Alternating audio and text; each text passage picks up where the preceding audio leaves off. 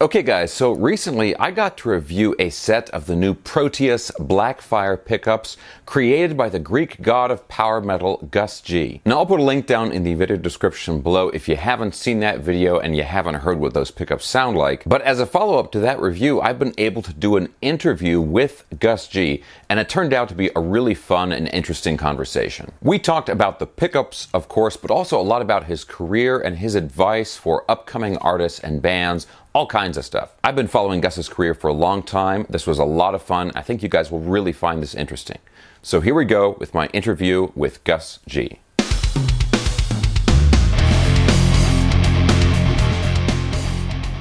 Okay, so Gus, first of all, man, thanks a ton for doing this interview. And I want to give you a big congratulations on Blackfire Pickups, man. It's really cool that you've done that. Thank you, Max. Thanks so much. And good to talk to you, man. I mean, we've chatted before, but first time on a video call, and good to talk to you. I just want to say that I've been watching your channel for a while. I really enjoy your videos, all the content you put out there. So thanks for having me, man. Of course, man. And thanks a ton, man. It's my pleasure. I mean, so I think just to start out the interview, obviously people who've been watching my channel, they probably have already seen the Blackfire Pickups video I did, but just, from your perspective, how has the reception been to you releasing those pickups? Because it's a really cool, I mean, it's different, they're different pickups, and it's a really cool product, I think. Yeah, thanks. It's been really good so far. I mean, the initial, there's been a couple of different launches of the pickups. The first one was in 2020 when we put out the Jackson guitars. By the way, I can see your cat in the background. That's cool. So yeah, anyways, it's we put out the guitars with Jackson, and that's the first time when we introduced the pickups to the world. And the next step was to basically make them available as a standalone product. And that took me a while because the pandemic happened, and everything was just so difficult. It was really hard to be in touch with the factories and get the shipments done, all that stuff. But, the initial feedback from the people that played the guitars, they loved the sound. They thought the pickup sounded, they had a really cool sound. They thought they thought it had character, which to me is the most important thing. So right now, it's basically a one-man show. I'm taking baby steps. I'm doing everything right now, and myself, and I have a friend who helps me out, but just trying to get the word out, spread the word on these. And I'm hoping it's going to evolve into a thing where people, like word of mouth will be the biggest marketing tool that we have in our hands. I'm hoping more people can check it out, and in time, people will realize, what this is. That's the kind of approach. Well, I mean, you mentioned there that the pickups have character to them. I mean, that was something I noticed too, because I feel like obviously there are a lot of different pickup companies, a lot of pickup models, and I feel like it's relatively easy to make a sort of generic pickup that just has a very kind of flat sound to it, if that makes sense. Yeah. But I feel like that's almost what nobody really gravitates to in terms of pickups. Like, you want a pickup that has a unique sound to it. And there's something about obviously the hotness, the high output pickup combined with it had a really strong mid-range, which I really, really like. Yes, you're right. I think it was all about the mid-range on both of these models that we released, because we have two models so far. That's what I'm starting out with.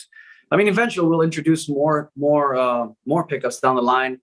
But for now, we have the Immortal and the Proteus sets. And the whole idea was to just go for a lot of mid-range, bring back that classic hard rock, heavy metal tone.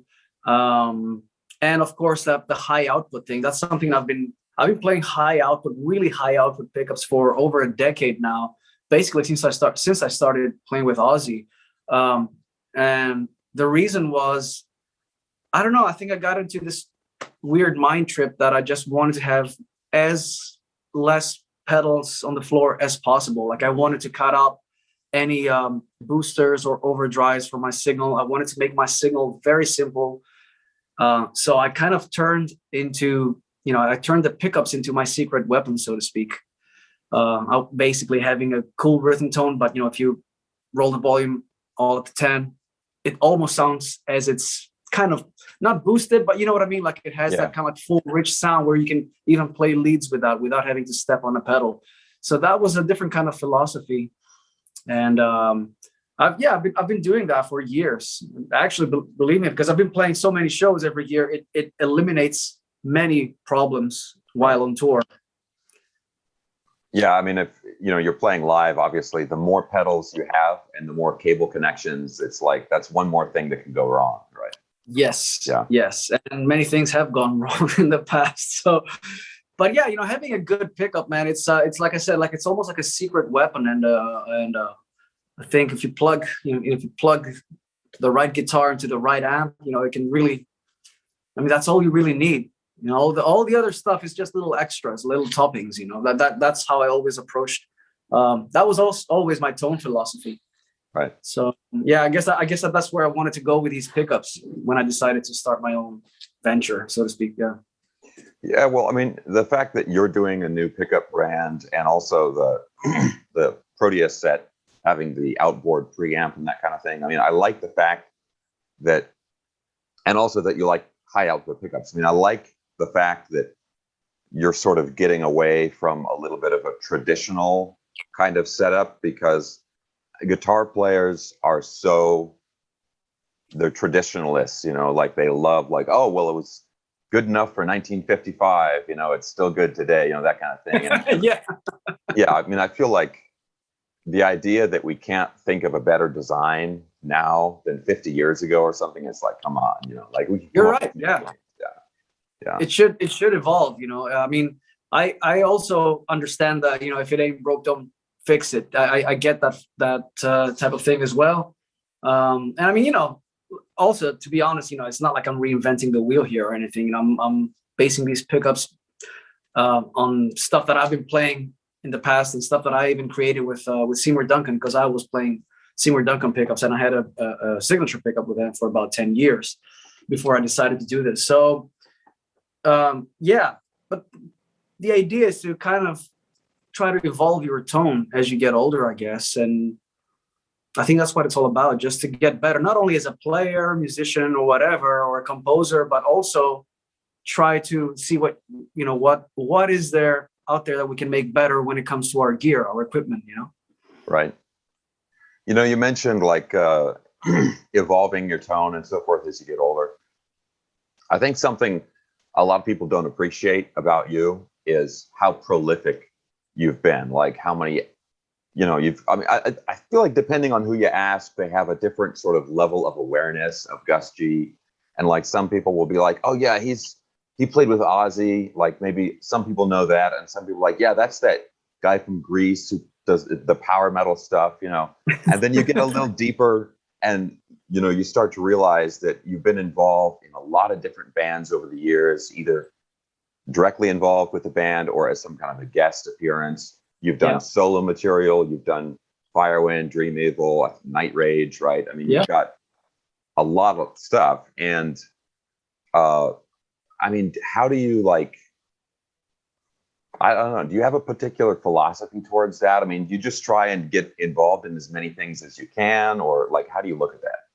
Well, when I started out, when I was very young, I was in my early 20s. And at that time, I was kind of like, okay, I want to be involved in as many things as I can. First, to make a name for myself. I was trying to make a name for myself in the scene very quickly, but it was also because I wanted to have a lot of experiences and just try to learn as much as possible and just try to collaborate with as many people as possible. So it was those kind of things combined. But, as all the projects that I was involved, as they started getting bigger and bigger and, the commitments were getting more and more, I had to make a choice of, okay, now I really need, like, if any of these bands is going to go forward, I need to really kind of like drop the rest and focus on one thing and try to build it up. And I think that that was when I decided to focus on Firewind. I think that was around 2005, 2006. Mm-hmm. And right when I started doing that and things started to happen, then I got the call from Ozzy. And I mean, that's not a gig you turn down. So sure. Even though the band was doing great and, a lot of things were ahead for us. So it's like, to go back to your question, it started out like that, just to try to do as many things as possible. But then as I was getting older, I decided to focus on a couple of things, mainly, which was obviously Firewind. And okay, while I was still in Ozzy, that was a thing. I rode that way for as long as I could. But then when that thing ended, I went back to my own band. And And then the last 5-6 years, I started making solo records, which is a different kind of freedom, actually. Even though Firewind is technically my band, we've created a certain sound and style. And I could say it's limiting in the sense that if you want to try something totally different, it's not that easy to bring it into a band that has like 9 albums and 20 years on their back, So having the opportunity to do solo records has been, has given me that kind of a artistic freedom to just do whatever. So that's where I'm at basically today. I mean, I'm sure that obviously the time you spent with Ozzy and how that affected your career when you ended up, releasing a new Firewind album after the Ozzy thing, I'm sure that brought a lot of new attention to the band and also your solo work as well. So it's kind of like a long game career thing rather than just like, what am I doing next year kind of a thing. No. I mean, there was a plan for these things, and it's the gig with Ozzy definitely opened a lot of doors, and it introduced me to a much wider audience that had never heard of me before. It didn't necessarily sell us more records, to be honest, but who sells records these days anyways? So it's not something I cry over about, Yeah. So, but it definitely, put my name out there on a different level and different status. And it allowed me to do other things and open up the doors. And I'm grateful for that, man, forever, without a doubt. And so like I said, you go back to doing your own thing after that. There's something, one of the things I wanted to talk to you about is like it has to do with just sort of your career path and also the time period where you really kind of got your start and everything. And maybe it's a sort of like US perspective or something like that. But in the late 90s, early 2000s, guitar was kind of unpopular. Like, there's always this joke where it's like it was illegal to play a guitar solo, right? It's like, and it's like you would listen. Obviously we had all this, grunge and like the whole alternative movement like lasted for a long time and had a really big effect on music and everything. And so it took a long time for sort of rock and metal to get a little bit of a mainstream footing again in the US. And so if you kind of like got going in the early 2000s, were you doing something that you felt like was kind of unpopular at the time? Or like, how did you sort of, like, I think about other people who are sort of in your same generation. Mm-hmm. And I can't really think of too many other people who are like around your same age, in your same generation, and also doing the things that you're doing and are as successful at it as you are. Because it's like we can go further back and you can like think about all the shrapnel guys, all the 80s guys, and you could get a long list of names, all these guitar players that we can think of. And then more recently, there's all like kind of more progressive guitar players and gent guys. Yeah. There's a whole like group of those, but that window in between, there's not very many. And I feel like you're one of the few guys from that time period. I don't know. I agree. Kind of like like stuck in my own little space there in the middle of kind of like representing kind of like a bridge of past and current, whatever metal is that sounds kind of traditional, but whatever. I don't know. But I see what you mean. See, here's the thing though. You're right. In the late 90s, I actually had moved to the States for a while because I went to Berkeley and then I ended up staying for a year. And I remember it was horrible for metal. it was like, it was all this alternative and new metal bands. And I was basically dressing like this, you know, long hair, black clothes. And it was like, everybody thought that was kind of funny. You know, all my friends, I was like, what's up with you? Why are you dressing like this still? You know? Yeah.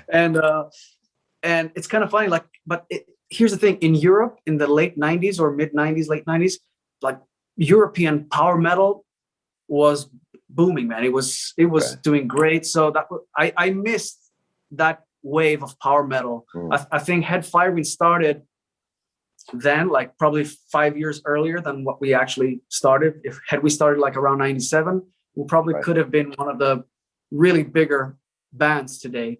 But anyways, during that time, I was in America, and then that didn't work out. And then I went back, and by the time I got my stuff together, and you know, it was, I think the first album came out 2002. And you're right, even at that time, it was not popular to have guitar solos. And it was just like an underground, really underground thing. Like if you think today heavy metal is underground, back then it was underground.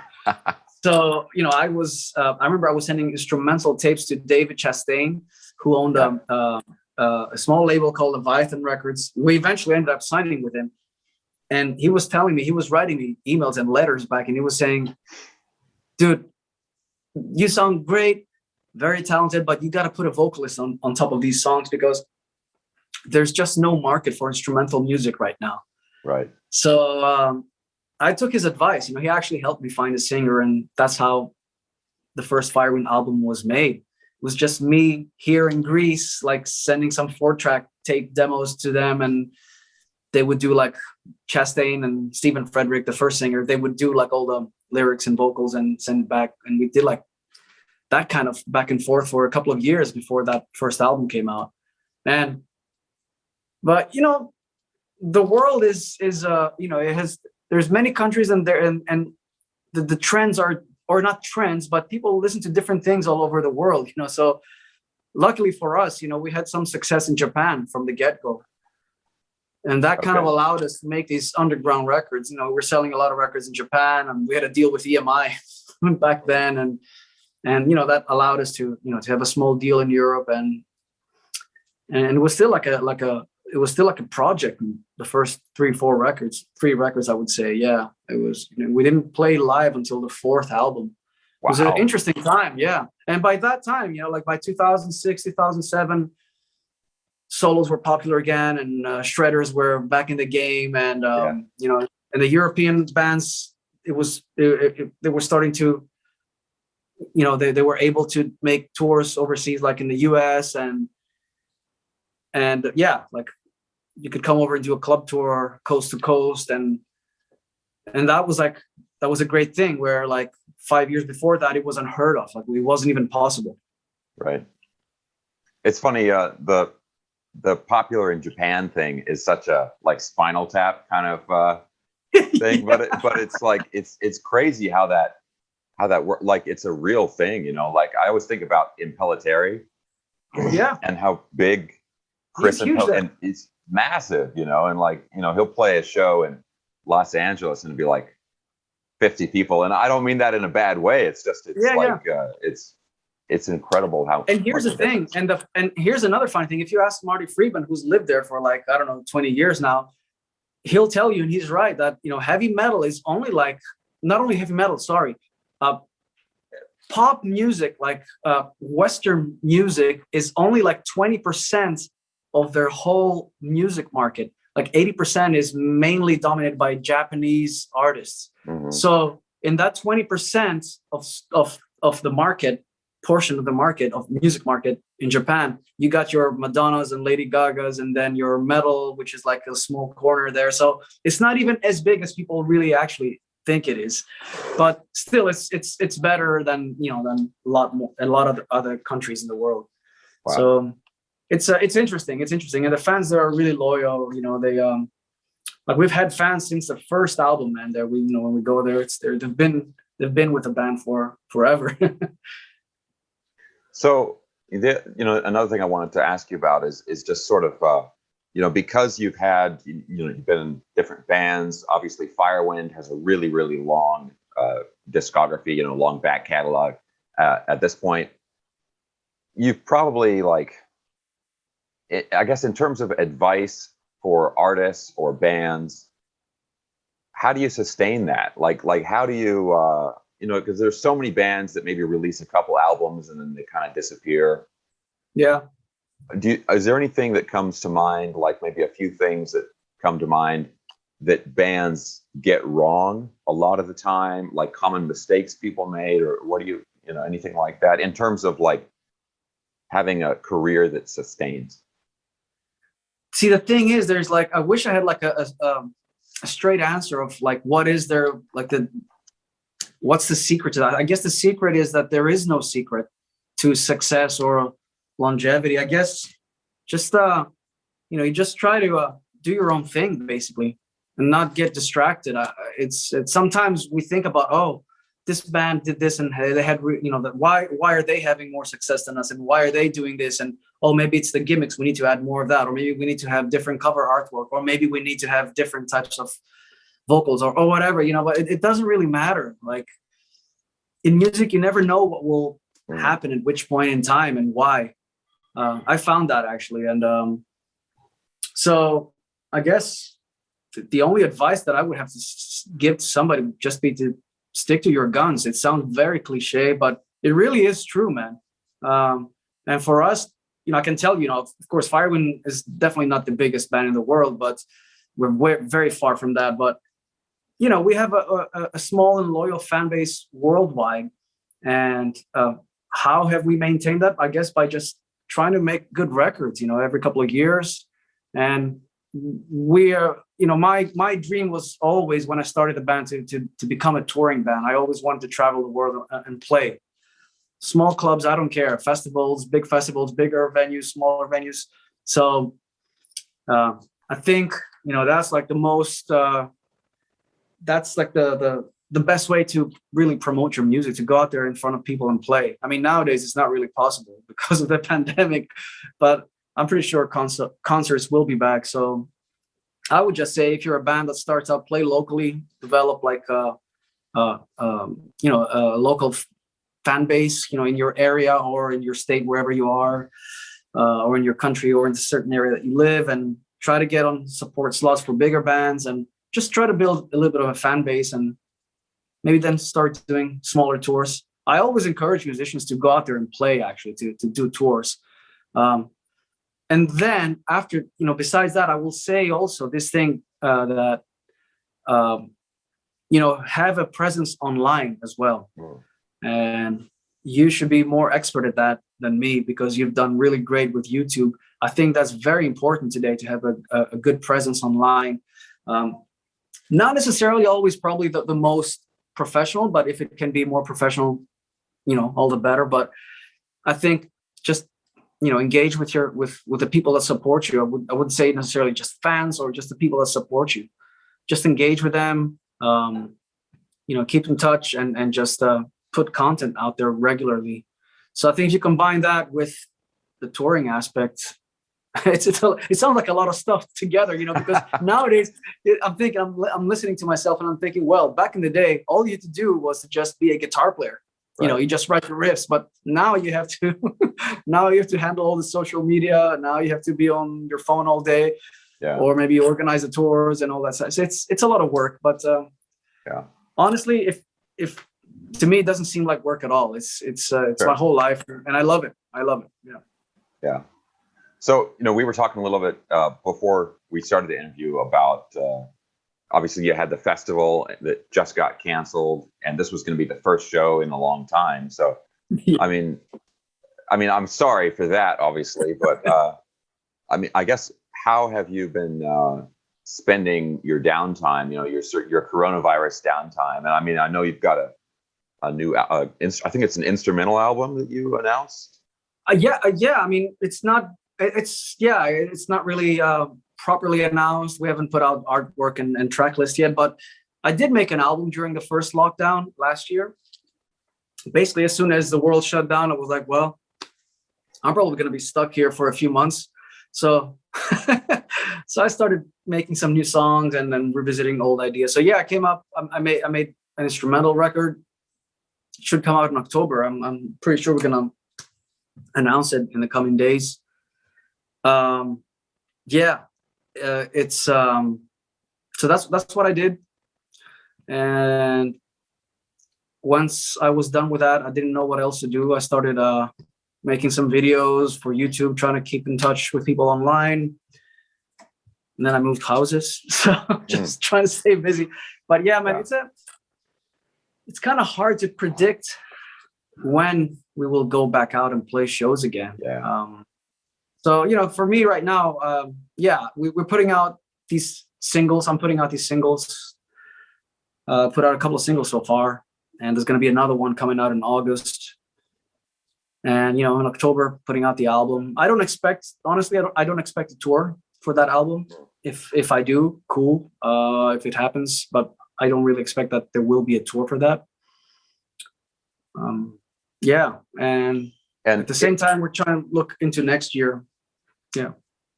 I mean, yeah, the sort of uncertainty of things, I think, is the most difficult part. Because it's like if you have some kind of a deadline, like, okay, you're not gonna be able to do anything until this date, then you can plan around that. But still, like, nobody knows. And when we thought things were gonna be back, like, now they're not, and this kind of thing. Yeah. But now the album, it isn't an instrumental album, is that right? It is full instrumental, all guitar album. Yeah. So I don't know why. I guess it was just the right time to do this now. It's just kind of felt right. Maybe it's because I was just stuck in my room and couldn't really just go hang out with it, you know. Right. I mean, usually I co-write with just sending files, but at this time it was just like, well, what are you gonna do? We're all stuck here at home. This is a lockdown period. It was like a new thing for humanity, for everybody. So it just kind of like felt natural to do this on my own. Just make it. Honestly, there's no guest. I've done albums with collaborations before. There's like no special guests, nobody. It's just me, a drummer, and a bass player, and that's it.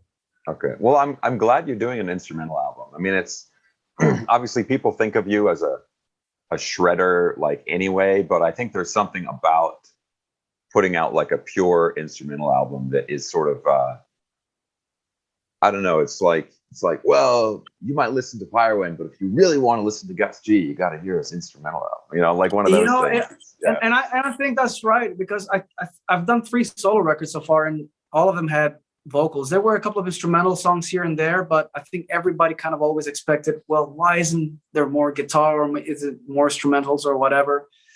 So I get it now that, okay, I did my thing. I collaborated with all these other people that I wanted to. And now it was just time to, well, if you're going to put out a solo record, it should be about you and what you're doing. What is it that I do? I play guitar. So this is the thing that I'm not saying this in a show off way. Believe me, I mean, I try to make this as, you know, songwriting oriented as possible, because I like to write songs. But it was a different approach for me, like trying to make the guitar be the voice, if you know what I mean. Like, sure. It's not very easy actually because you can easily get caught up into shredding, you know, running up and down scales and stuff like that. But writing actual melodies and constructing the whole arrangement and adding layers to that, and that was interesting for me. That helped me a lot actually through the whole lockdown period, just to keep my mind occupied and try to come up with new things. Yeah, I mean, it's a really good point, really. Like, when there's a traditional song, you know, where you got, like, you know, it's like a 3.5 minute metal song or something, and you've got your verse and chorus with the vocalist, then it's like your 20 or 30 second like shred solo. Right. That's very different than coming up with a chorus melody or something that you then play on the instruments. And you're right. I think it's totally different. I think it's something that, I mean, it's cool to hear you talk about that, because I feel like sometimes that's something that people miss. Either it's just like riff, the whole song, or it'll be just like, you know, 4 minutes of, you know, sweeping or something like that. And I like that, but, you know, it's okay. I get if it's supposed to be like a musical statement of that, I get it, but I definitely didn't want to make an album full of that stuff. Right. I mean, there's like shredding moments in there that is just like a lot of fast and noodling around and all that, but there's actual themes, and I try to go for that, and I actually try to add layers of guitars in ways that I wouldn't think before, because there would be a vocalist there.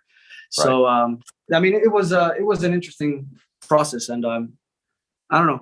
I'm excited for this to come out, and whoever is interested to check it out and see what they think. So let me check my notes here real quick.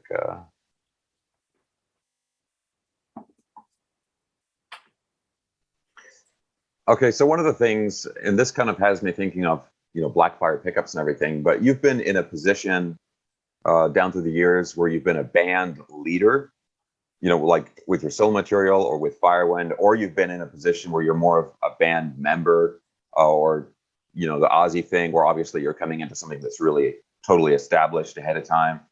How does being in a band and the different roles of being in a band, how does that relate to now having your own brand of pickups, where you're sort of like a company leader in a way? Like, is it the same as leading a band, or like, how do you feel about that?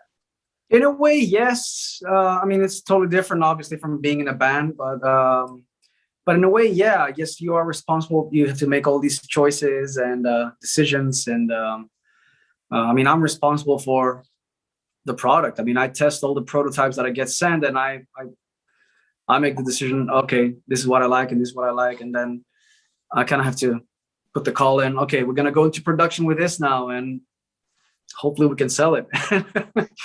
And yeah, also I didn't have any investor backup or anything. It's all like DIY. I put my own money into this, and it's it's a lot of risk, especially in times like these where you really don't know what's going on. But I don't know. I enjoyed it. For me, it was kind of like the only way to go. I couldn't really see anything else. Sometimes things like that happen out of necessity, I guess, and it was kind of like the next natural step for me. Well, there's been a huge, I think during all the lockdown stuff, there's been a huge boom in people buying guitars and like taking guitar lessons and that kind of stuff. So they're going to need new pickups at some point. I hope so. Yeah. Yeah. You're right. A lot of people have been buying guitars. I actually had a meeting with the people at Jackson last week, and they were telling me like what a crazy year it was for Jackson and all the Fender brands, and they didn't really see that coming. They didn't think they weren't prepared for that. So yeah, and honestly, I mean, this, like, guitar sales wise, it's, I think all the companies that was probably one of the best years in guitar sales overall. Yeah, in history. That's what I heard, at least. So yeah, I went, a few months ago, I went into like a Guitar Center down the road here, and it was like they didn't have much stock, and I'm like, are you guys going out of business or something? Like, no, it's like we can't keep it in stock. Like they had almost nothing in the store because they were selling so much of it. I mean, it's awesome.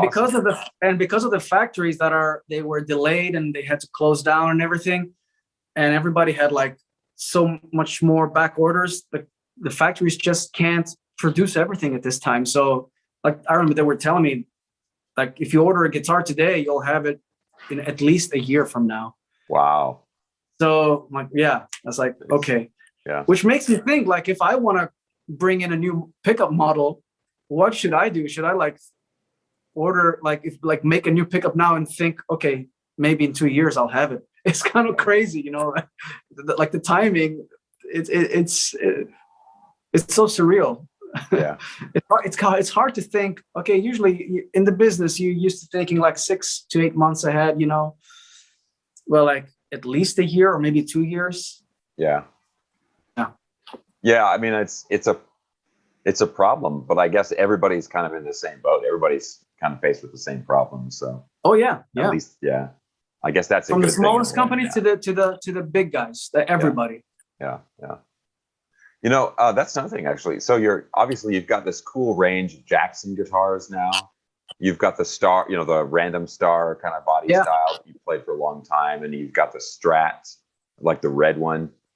I feel like now, or these days, you've kind of been experimenting more with different body styles and this kind of thing. And I know you got like one of the Rhodes V's a while back and everything. You've kind of expanded your collection a little bit. Do you feel that, I don't know, is there something about some kind of desire you've had lately to kind of explore guitars more, or? A little bit. Maybe it was because I was at home for all this time, and maybe because I wanted to try out a 7-string guitar finally, and that's why I asked them I asked Jackson to send me a 7-string guitar. I wanted a Rhodes guitar because of the history connection there, because I've been one of the guys that played with Ozzy, so I wanted a Rhodes guitar. But other than that, honestly, I always find myself going back to that star-shaped guitar. That's just who I am. Yeah. And I really love the San Dimas because I grew up on a Stratocaster. I love the Strat style guitars, and that's why I wanted one. And that's been very well received. But I think I will always keep going back to the star-shaped guitars. And yeah, I would love to design more star guitars in the future. Okay. And you still don't like Floyd Rose bridges, right? Yeah, man, it's kind of strange. It's kind of cool, the stuff you can do with it, obviously. But I just think that I get a better vibe and a better control with a stop-tail bridge. Right.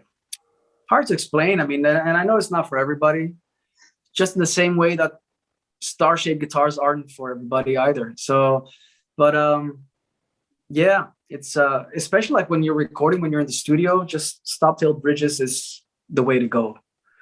Yeah. But even I used to have a guitar with a Floyd, and I played it on stage a couple of times. I think I broke a string once, and then I was like, okay, I'm done with that. Never again.